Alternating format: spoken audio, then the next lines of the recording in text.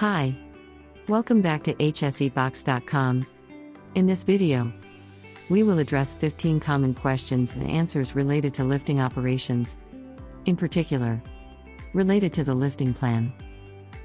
Every year, there are hundreds of injuries, thousands of accidents, and an average of 44 crane-related deaths.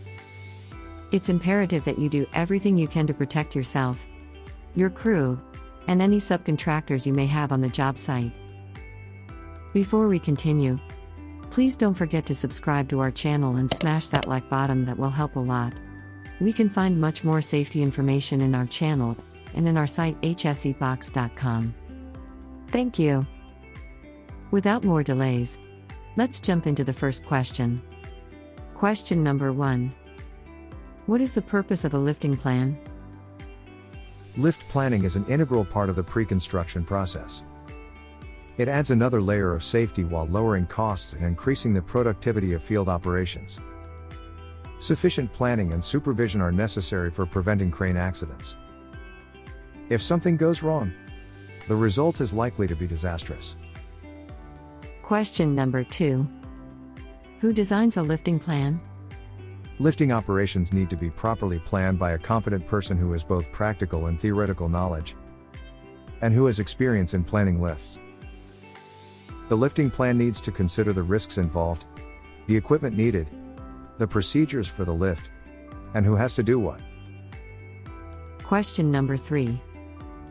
What does SWL stands for? SWL, Safe Working Load, sometimes stated as the normal working load.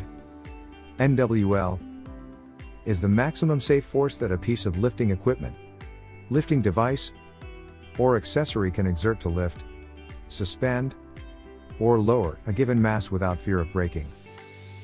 Usually marked on the equipment by the manufacturer. Question number 4. Is a lifting plan a legal requirement? Yes, all lifting operations involving lifting equipment must be properly planned by a competent person, appropriately supervised, and carried out in a safe manner. Question number 5. What is a crane load chart? A crane load chart helps the operator calculate a crane's lifting capabilities.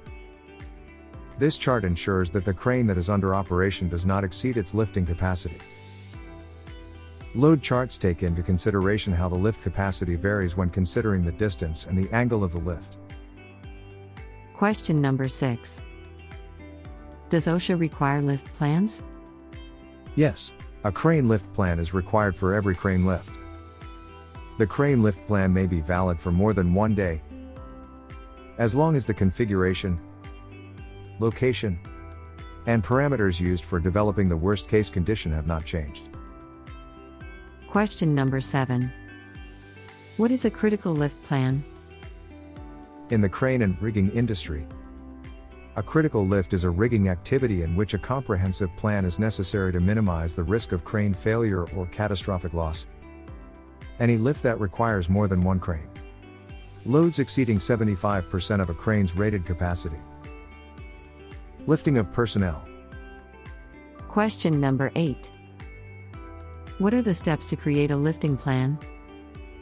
The 8 steps to consider when drafting a lifting plan are: weight of load, location of the load center of gravity, overall maximum dimensions of the load, location and quantity of approved lifting lugs or lifting points, selection of the appropriate rigging gear to suit lifting points, height restriction, risk assessment, method statement.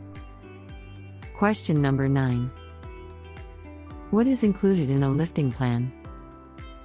The plan for any lifting operation must address the foreseeable risks involved in the work and identify the appropriate resources, including people, necessary for the safe completion of the job. Factors to include may be any or all of the following: working under suspended loads, visibility, etc. Question number 10. What is a lift plan in construction?